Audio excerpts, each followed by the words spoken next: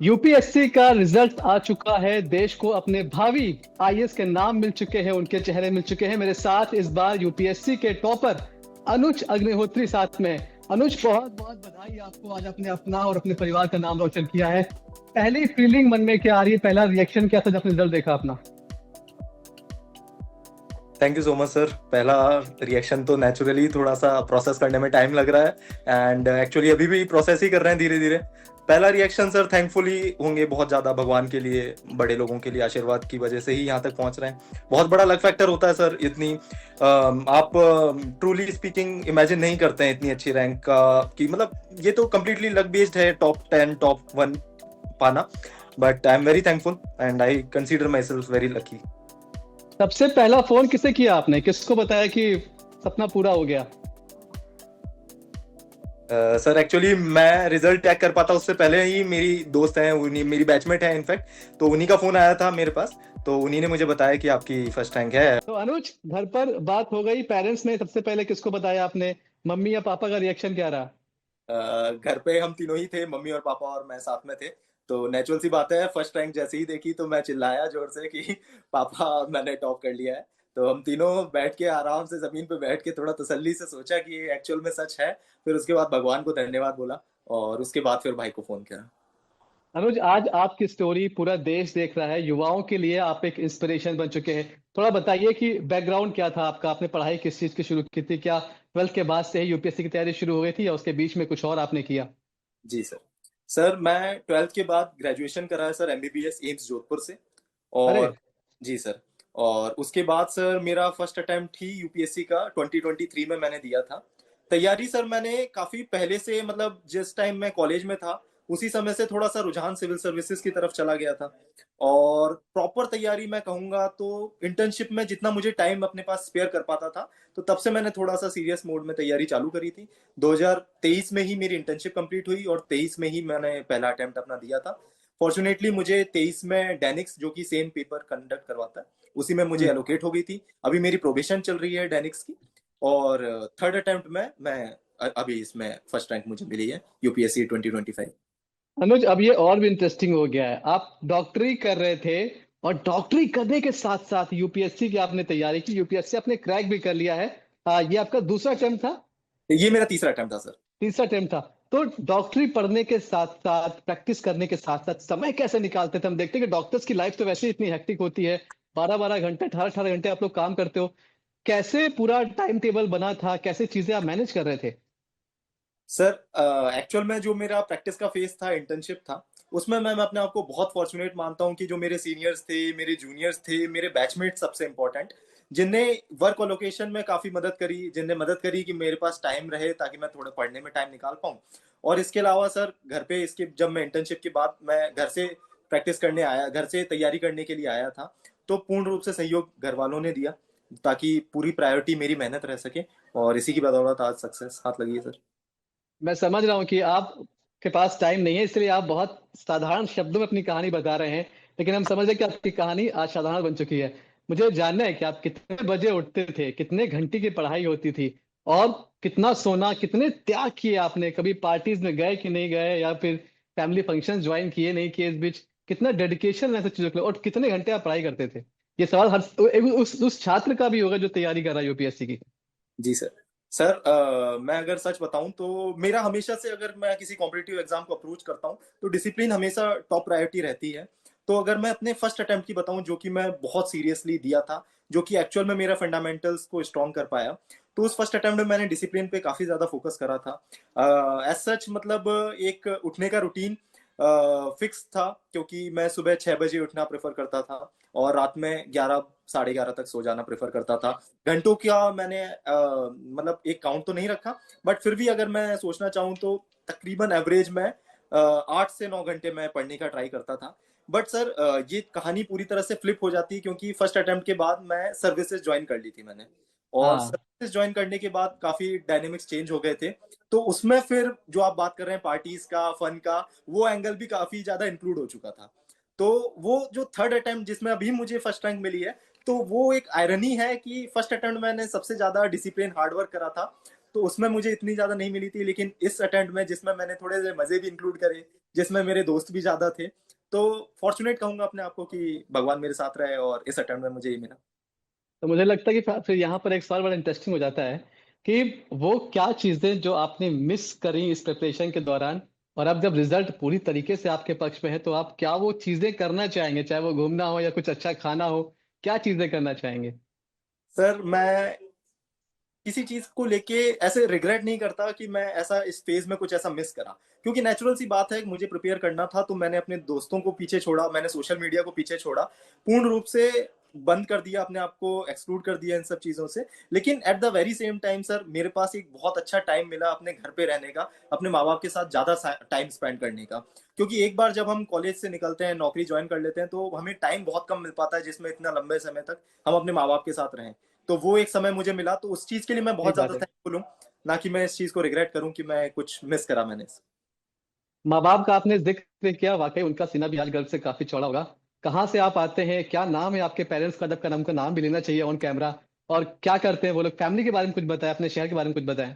जी sir, मैं रावतभाटा में रहता हूँ, जो कि एक बहुत छोटा सा टाउन है, कोटा के पास पड़ता है, राजस्थान में। मेरे पिताजी, चूंकि रावतभाटा फेमस ही न्यूक्लियर पावर प्लांट के लिए है, तो मेरे जी। पिताजी वहाँ पे ही एम्प्लॉय हैं। और मेरे पिताजी का नाम श्री कृष्ण बिहारी अग्निहोत्री है, और मेरी माताजी एक गृहिणी है, उनका नाम मंजू अग्निहोत्री है। मेरा एक बड़ा भाई है, अंशुल अग्निहोत्री, वो प्राइवेट कंपनी में भी काम कर रहे हैं। आ, जिस जिस वक्त पर आपने यूपीएससी क्लियर किया है वो जंजीस का दौर उसे कहते हैं, आपके लिए ये अनुभव कैसा रहा? और आप जानते हैं कि एडमिनिस्ट्रेशन में भी आपको अब नई चीजें बहुत कुछ मिलने वाला है। क्या आपको सोशल मीडिया ने, क्योंकि जंजीस सीधे कनेक्ट था सोशल मीडिया से, आपकी यूपीएससी की तैयारी में क्या सोशल मीडिया का कोई रोल था? सर मैंने सोशल मीडिया के लिए एक सोशल मीडिया ऐप जरूर मैंने डिलीट नहीं करी थी, बाकी सारी डिलीट कर दी थी। मैं ट्विटर को जरूर फॉलो करता रहा, जो कि एक्स हाँ। अभी बन चुका है। तो मैं एक्स पे जरूर एक्टिव रहना पसंद पसंद करता था, क्योंकि उसमें करंट अफेयर्स और ये सब चीजें मिल जाती थी। अभी आपने कई जगह से कोचिंग की होगी, इंश्योर आईएएस से भी आपने जो है वहाँ पर इंटरव्यू शायद मॉक टेस्ट किए थे, जी उनके साथ कोचिंग्स के साथ कैसा एक्सपीरियंस रहा आपका? सर, ये जो डिफरेंट कोचिंग से मैंने इंटरव्यू गाइडेंस प्रिपरेशन ली थी, जिसमें मॉक इंटरव्यू मैंने जाके दिया, और उसमें हम्म। अलग अलग गाइडेंस मुझे मिली, तो उस चीज़ के लिए काफ़ी ज़्यादा कुछ कुछ रहता है हेल्पफुल। और इसी के साथ साथ बाकी चीज़ों की भी मैं थैंकफुल रहूँगा। काफ़ी दोस्तों ने हेल्प करी मुझे, जो कि अच्छे इनपुट्स दिए। तो कंप्लीट प्रोसेस रहता है सर।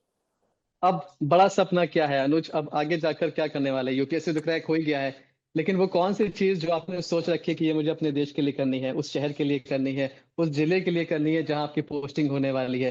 कुछ ऐसे प्लान्स या ऐसे सपने जो आपने सोच रखे हो? जी सर, बिल्कुल, जो कि हम सभी लोग जो एग्जाम ये देते हैं, एक अपने दिमाग में एक सपना लेकर आते हैं कि वो, मैं नेचुरली इसको एक अपने आंसर में भी हर बार बोलता था कि सिविल सर्विसेज मुझे एक प्लेटफॉर्म देगी इनिशिएटिव लेने का।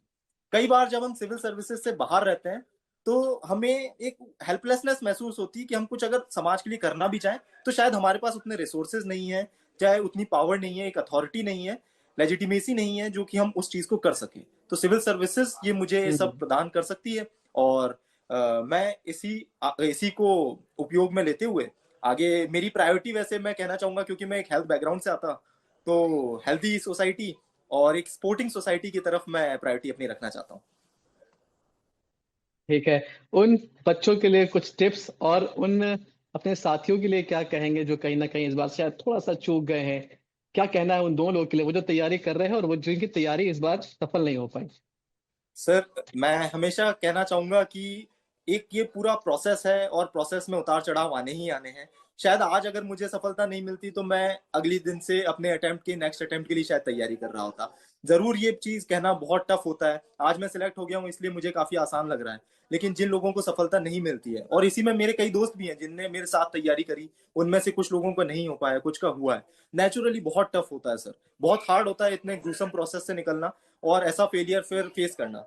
लेकिन सर ये चीज अगर हम फेस कर लेते हैं, इसको ग्रिट के साथ आगे बढ़ते हैं, तो नेचुरली हमें पूरी जिंदगी के लिए बहुत मोटिवेट करेगी ये।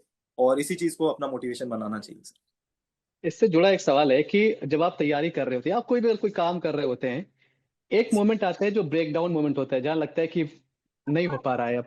क्या अनुज की लाइफ में आज यूपीएससी के टॉपर की उस जर्नी में कोई ब्रेकडाउन मोमेंट आया था, और अगर आया था तो उससे फिर आप बाहर कैसे आए?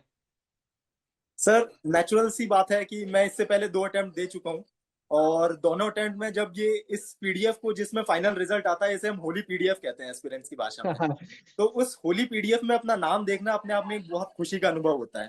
तो चूंकि मुझे फर्स्ट अटेम्प्ट में मुझे सर्विस एलोकेट तो हुई थी, लेकिन वो रिजर्व लिस्ट में एलोकेट हुई थी, जो कि कुछ चंद महीनों बाद आती है। तो लगातार 2 बार जो होली पीडीएफ में नाम आया, नाम नहीं देख पाया मैं, तो वो नेचुरल सा एक सेटबैक सा फील होता है। But all in all sir, part है सर इस प्रोसेस का, और उतार चढ़ाव बिल्कुल। अगर उस टाइम दुख लगा था तो आज उतनी ही ज्यादा खुशी भी महसूस हो रही है सर। आप जरा टिप्स दे दीजिए कि ब्रेकडाउन से कैसे बाहर आना है। अगर सर लगे कि हार हार अब तो भाई खत्म हो गया, कुछ नहीं हो सकता, उनके लिए क्या कहेंगे? जी सर, मैं कुछ चीजें कहना चाहूंगा सर ब्रेकडाउन को।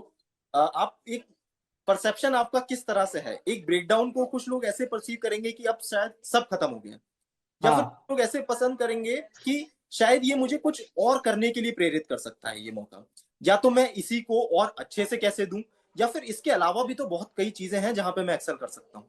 तो ये दोनों ही चीजों पे हमें सोचना चाहिए कि अगर मुझे यूपीएससी ही देना है आगे, तो यूपीएससी में भी और क्या चीजें मैं अच्छी कर सकता हूँ। और अगर किसी को लगता है कि यार यूपीएससी अब बहुत हुआ, इसके अलावा भी तो बहुत सी अच्छी चीजें हैं जहां पे मैं अपना मन लगा सकता हूँ, तो नेचुरली उसे एक्सप्लोर करना चाहिए। ठीक है, अपनी डॉक्टरी को मिस तो नहीं करेंगे आप? नहीं सर, अब बड़ा प्लेटफॉर्म मिल गया है, तो नेचुरल सी बात है, मैं उसे तो मिस नहीं करूंगा। बट मैं कहीं ना कहीं चाहूंगा कि मैं उसकी जो सीखी हुई चीजें हैं, खूबियां हैं, उसको मैं जरूर सिविल सर्विसेज में अपनाने की कोशिश करूंगा। ठीक है। कुछ बस मेरा आखिरी सवाल है, कुछ टिप्स दे दीजिए, चार, ये तो मस्ट है कि ये आपको करना ही करना है। आप किसी सिचुएशन में हो, आप कोई भी काम कर रहे हो, क्योंकि बहुत सारे ऐसे लोग हैं जो कि वर्किंग हैं, इंजीनियरिंग करके आए हैं, बड़ी एमएनसीज में काम कर रहे हैं, और वो भी तैयारी करते हैं यूपीएससी के लिए। तो उनके लिए कुछ फिंगर टिप्स दे दीजिए। सर हमें यूपीएससी का सबसे पहले, क्योंकि एक बहुत लंबा प्रोसेस होता है, तो सबसे पहले constant border line motivation maintain करने के लिए हमारे दिमाग में क्लैरिटी होनी चाहिए कि हमें यूपीएससी करना क्यों है। क्योंकि वही एक मोटिवेशन है जो आपको लंबे टाइम तक आपको इग्नाइट करता रहेगा कि हाँ, आज भी मुझे करना है, कल भी मुझे करना है, क्योंकि मेहनत बहुत ज्यादा करनी पड़ेगी। तो इसलिए अगर वो आपके दिमाग में क्लैरिटी रहेगी कि मुझे क्यों करना है, तो वो सबसे ज्यादा सपोर्ट करेगा।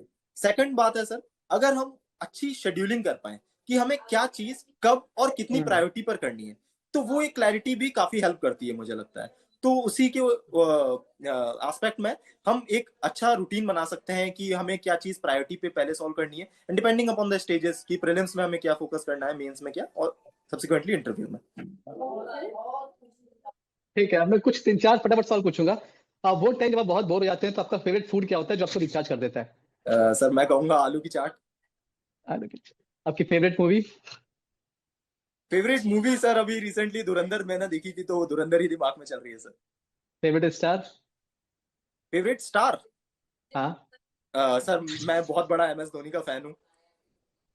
अच्छा, ठीक है। और कौन सी चीज आप करना पसंद करते हैं जब आपको रिफ्रेश होना होता है? सर मैं गाने सुनना पसंद करता हूँ, कुछ फिजिकल एक्टिविटीज में इंडल्ज करना पसंद करता हूँ, और नेचुरल सा मेरे अंदर एक वो रहता है कि मैं लोगों से बात करूं, और लोगों से बात हाँ। करूं, कुछ ना कुछ नया सीखने को मिलता है। तो फ्री टाइम में मैं यही करने की कोशिश करता हूँ। तो हमारे आईएएस टॉपर का फेवरेट गाना कौन सा है? सर मैं ये प्रिपेयर करके जाता था कि अगर मुझसे यूपीएससी इंटरव्यू में ये चीज पूछी गई तो मैं क्या बोलूंगा, तो उसके लिए मैं सोच रखा था कि मुझको भी लिफ्ट करा दे, ये मेरा फेवरेट गाना है। गा दीजिए फिर दो लाइन। ऐसे वैसों को दिया है, ऐरे गैरों को दिया है, मुझको भी तो लिफ्ट करा दे, थोड़ी सी तो लिफ्ट करा दे। लिफ्ट करा दिया ईश्वर ने। और बहुत बहुत शुक्रिया आपका हमसे जुड़ने के लिए, बहुत ढेर सारी बधाई आपको, आपके घर वालों को, आपके माता पिता को। और वाकई आज आपने हम सबका, इस पूरे समाज का, इस पूरे देश का, अपने घर खानदान का नाम रोशन किया है। हम आपको आगे के लिए बहुत सारी शुभकामनाएं देते हैं और उम्मीद करते हैं कि आप इतने अच्छे काम करेंगे एक आईएएस के रूप में कि हम बार बार आपका इंटरव्यू करने के लिए आएंगे। बहुत थैंक शुक्रिया Anuj. Thank you so much sir, thank you, thank धन्यवाद। You, thank you.